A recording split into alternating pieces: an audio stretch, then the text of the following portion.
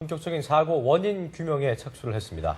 전문가들로 구성된 자문단과 오늘 첫 회의를 열었는데요. 현장에 취재기자 연결합니다. 김민혜 기자 전해주시죠.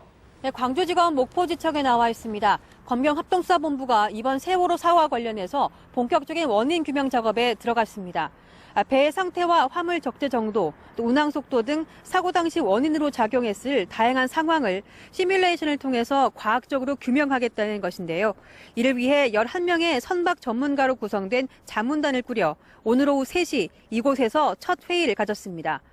회의는 3시간 가까이 이어졌고 앞으로 어떤 방향으로 진행할 것인지에 대한 대략적인 윤곽을 잡는 데 중점을 뒀습니다. 일주일에 한 번가량 회의를 열기로 했고 지금까지 수사팀에서 파악한 자료 등을 토대로 보건성, 또 운항과 관련된 부분 등으로 전공팀을 나눠서 집중하기로 했습니다. 이들은 오랜 경험과 전문 지식을 총동원해서 정확한 원인을 밝히는 데 최선을 다하겠다고 말했는데요. 과정 여부, 또 평형수의 양 등 구체적이고 정확한 수치가 아직 명확히 나오지 않았기 때문에 작업은 다소 시간이 걸릴 것으로 보입니다.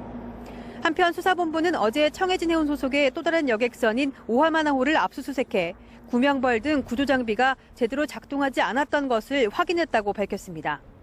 이에 따라 같은 회사가 운영하는 배인 만큼 관리 상태가 비슷하지 않았을까 의심하면서 세월호의 구명벌 검사업체 관계자 등을 불러 조사하고 있습니다.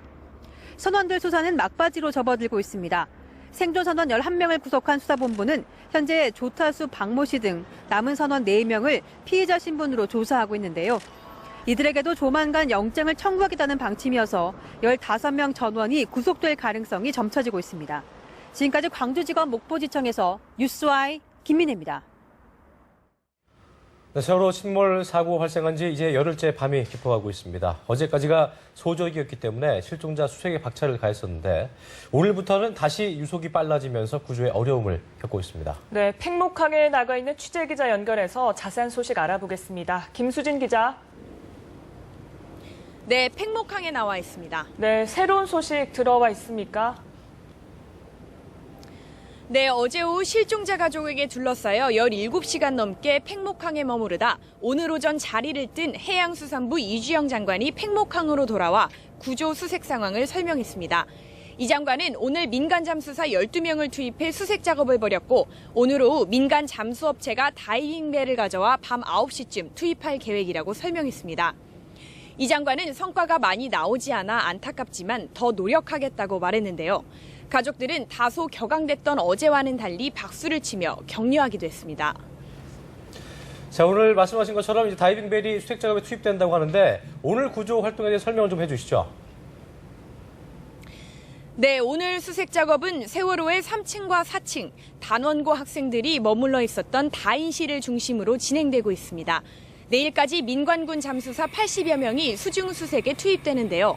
2사람씩 붙잡고 들어갈 수 있는 가이드라인 6개가 설치돼 있기 때문에 10명 안팎이 동시에 잠수하면서 교대로 수색 작업을 벌이고 있습니다. 얕은 곳에 들어가는 잠수부는 공기통을 매는 스쿠버 방식으로, 깊은 곳에 들어가는 잠수부는 호스로 공기를 주입받는 방식으로 이원화했습니다. 네, 어제로 조류가 약한 소조기가 끝났는데요. 오늘 바닷속 상황은 어떻습니까? 네, 말씀하신 대로 어제 소조기가 끝나고 중조기에 접어들었습니다. 다음 주 화요일부터는 조류가 가장 빠르다는 사리에 접어들어 유속은 최고 초속 2.4m 안팎까지 높아지게 됩니다. 특히 내일부터 이 지역에 많은 비와 강풍이 예상되는데요. 당장 내일 오후부터 바람이 초속 9에서 14m로 강하게 불고 파도도 1에서 3m로 높아질 전망입니다. 내일과 모레는 빨라진 유속에 풍속과 파고 모두 지난 주말보다 높아 어려움이 예상됩니다. 구조당국은 실종자 가족들이 염려하는 희생자 유실 방지를 위해 세월호를 중심으로 3중 원형 수색구역을 설정해 36척의 배를 투입했습니다. 자식을 기다리는 부부가 말없이 바다만 바라보고 있는 뒷모습이 참으로 가슴이 아팠습니다. 아무쪼록 수색 작업에 속도를 내길 기대해봅니다. 지금까지 팽목항에서 뉴스와이 김수진입니다. 네, 실종자 가족들이 눈물과 탄식 속에 사고 현장에 머문 지도 벌써 열흘째를 맞이하고 있습니다. 희생자의 신원을 확인한 가족들이 하나둘 자리를 뜨면서 체육관도 서서히 빈 공간이 많아지고 있는데요. 네, 진도 실내체육관에 나가 있는 취재기자 연결해서 그곳 분위기 알아보겠습니다. 이경태 기자. 실내 체육관에 나와 있습니다. 실종자 가족들 처음 사고 소식을 듣고 놀란 가슴을 안고 이곳으로 뛰어온 그날 그 옷차림 그대로 여전히 체육관에 앉아 있습니다. 사고 발생 벌써 열흘이 지났지만 아직도 기다리는 가족을 만나지 못하고 있습니다. 실종자 가족들은 기다림에 지쳐 눈물도 마른 듯 이제는 무거운 침묵에 들어갔습니다. 희생자 수습이 늘수록 이곳 체육관엔 빈자리도 많아지고 있는데요. 함께 자리를 지키던 이들이 떠난 빈자리는 남은 가족들에겐 더 크게 느껴집니다. 희생자 수습 소식이 들릴 때마다 가족들은 신원 확인을 위해 마지막 힘을 내 팽목항으로 떠나고 있습니다. 거기서 만일 확인이 안 될 경우 다시 이곳으로 무겁게 발걸음을 옮깁니다. 실종자 가족들은 이제 이 힘든 작업을 멈추고 기다리던 가족을 만나기를 고대하고 있습니다. 일부 가족들은 구조 상황 등을 지켜보기 위해 팽목항으로 떠나 갈수록 상주 인원은 줄고 있습니다.